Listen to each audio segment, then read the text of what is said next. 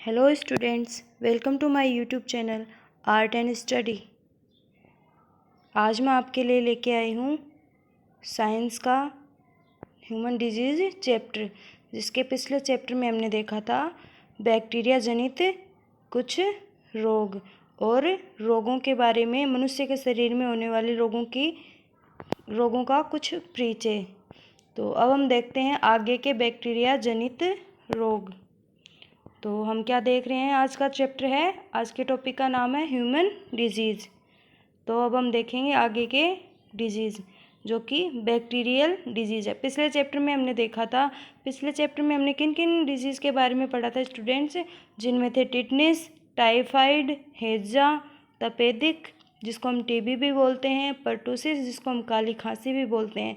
इन रोगों के बारे में जो कि बैक्टीरिया जनित रोग हैं, इनके बारे में हमने डिटेल से पढ़ा था।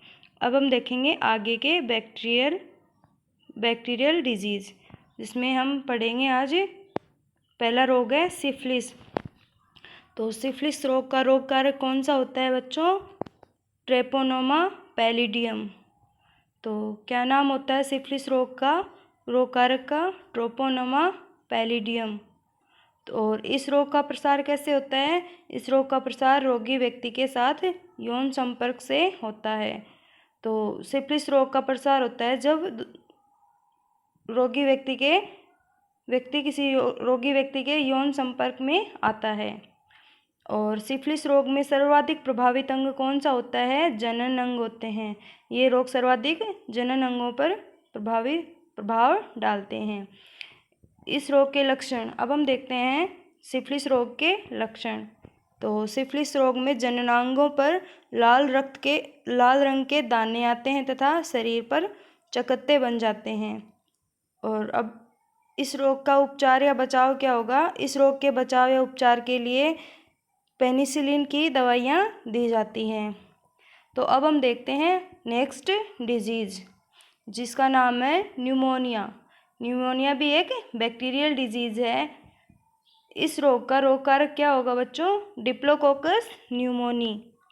तो न्यूमोनिया के रोग कारक का नाम क्या है? Diplococcus pneumoniae. और इस रोग का प्रसार किस कारण से होता है? इस रोग के प्रसार के साधन होंगे मिट्टी, धूल व तेज ठंड से। तो इस रोग को प्रसारित करने के माध्यम होते हैं, ये फैलता है मिट्टी से, धूल से व तेज ठंड से। तो न्यूमोनिया में सर्वाधिक प्रभावित अंग कौन सा होएगा बच्चों? फेफड़े। तो फेफड़ों को सर्वाधिक प्रभावित करता है न्यूमोनिया। इस रोग में प्रमुख लक्षण होते हैं तेज बुखार आता है, सांस लेने में दिक्कत होती है और फेफड़ों में सूजन आ जाती है। तो श्वसन अंगों को प्रभावित करने वाला न्यूमोनिया, इसके अंदर लक्षण क्या क्या आते हैं बच्चों? तेज बुखार, सांस लेने में दिक्कत होना और फेफड़ों में सूजन आ जाना। और इस रोग के उपचार के लिए क्या बताया जाता है बच्चों? इस रोग का बचाव और उपचार है MDT, जिसका फुल फॉर्म होता है मल्टी ड्रग थेरेपी। इसके अंदर अनेक ड्रग्स का मिश्रण करके, अनेक ड्रग्स के द्वारा इस रोग का उपचार किया जाता है। ड्रग्स जिनको हम औषधि बोलते हैं। अब हम देखते हैं नेक्स्ट डिजीज़ है गोनोरिया। ये भी एक बैक्टीरियल डिजीज़ है। इस रोग का रोग कारक क्या होगा स्टूडेंट्स? इस रोग का रोग कारक होगा माइक्रोगोनोरियाई। और इस रोग के प्रमुख कारण होंगे रोगी व्यक्ति के साथ यौन संपर्क में आना। और गोनोरिया से सर्वाधिक प्रभावित अंग होगा जननांग। इस रोग के प्रमुख लक्षण क्या होंगे बच्चों? मूत्र मार्ग में म्यूकस का स्त्राव होना और जोड़ों में दर्द होना और बांझपन। गोनोरिया की वजह से बांझपन और जोड़ों में दर्द और म्यूकस का स्त्राव मूत्र मार्ग से देखा जाता है। और गोनोरिया के उपचार के लिए पेनिसिलिन औषधि का प्रयोग किया जाता है। अब हम देखते हैं अगली डिजीज़ के बारे में। अगली डिजीज़ है प्लेग, जिसको ब्लैक डेथ के नाम से भी जाना जाता है। प्लेग इस रोग को किस नाम से जाना जाता है स्टूडेंट्स? इस रोग को ब्लैक डेथ के नाम से जाना जाता है। ये एक अत्यंत विकराल महामारी के रूप में फैली थी। इसका इतिहास बहुत ही भयावह है। तो प्लेग को क्या कहते हैं हम? Black death. इस रोग के रोग कारक को क्या बोलते हैं? येरेसिनिया या पेस्टिस। और इस रोग का प्रसार किससे होता है बच्चों? इस रोग का प्रसार होता है चूहों पर पाए जाने वाले पिस्सुओं के कारण। पिस्सुओं के दंश से क्या होता है? प्लेग महामारी का प्रसार होता है, प्लेग रोग का प्रसार होता है। प्लेग में सर्वाधिक प्रभावित अंग क्या होता है? लसिका गांठें। और इसके अंदर प्रमुख लक्षण होते हैं जांघ व कांख में गिल्टियां बनना। अगर प्लेग का उपचार स्टार्टिंग में नहीं किया जाए तो इस रोग से मरीज की मृत्यु 24 घंटे के अंदर अंदर भी हो सकती है।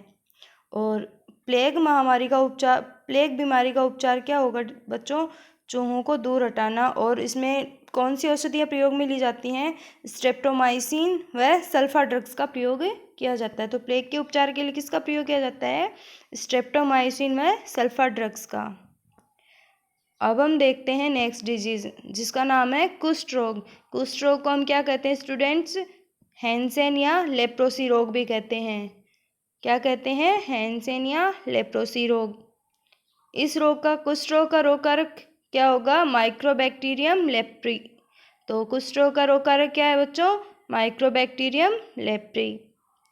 अब हम देखते हैं रोग का प्रसार। तो कुष्ठ रोग का प्रसार किससे होता है बच्चों? संक्रमित व्यक्ति के संपर्क में रहने से इस रोग का प्रसार होता है। कैसे होता है बच्चों? किसी भी संक्रमित व्यक्ति के संपर्क में आने से कुष्ठ रोग फैलता है। इस अंग में सबसे अधिक प्रभावित अंग होगा परिधीय तंत्रिका तंत्र, सेंट्रल नर्वस सिस्टम, जिससे हमारे शरीर के विभिन्न कार्य होते हैं, जो कि सबसे महत्वपूर्ण तंत्र होता है मनुष्य के शरीर का। कुष्ठ रोग के प्रमुख लक्षण होंगे शरीर पर चकत्ते, सुन्नता, शरीर में सुन्नता हो जाती है और इससे मनुष्य के अग्रांग जैसे अंगुलियां, पैर आदि गलने लग जाते हैं। तो कुष्ठ रोग के अंदर क्या होता है बच्चों? शरीर पर चकत्ते होते हैं, सुन्नता आती है शरीर में और शरीर के जो अग्रांग हैं वो गलने लग जाते हैं। इस रोग का बचाव और उपचार के लिए एमडीटी का प्रयोग किया जाता है। एमडीटी का फुल फॉर्म क्या बताया था? Multi drug therapy. अब हम देखते हैं नेक्स्ट डिजीज है ट्रेकोमा।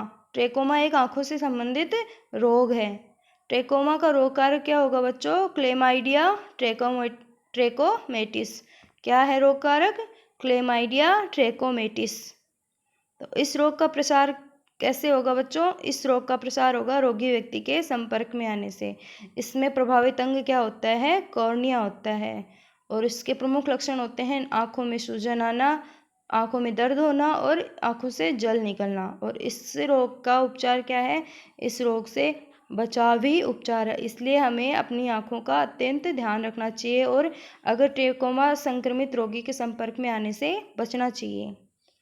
अगला डिजीज है जिसका नाम है डिफ्थीरिया और जिसको हम गलघोटू रोग भी कहते हैं। क्या कहते हैं बच्चों? गलघोटू रोग।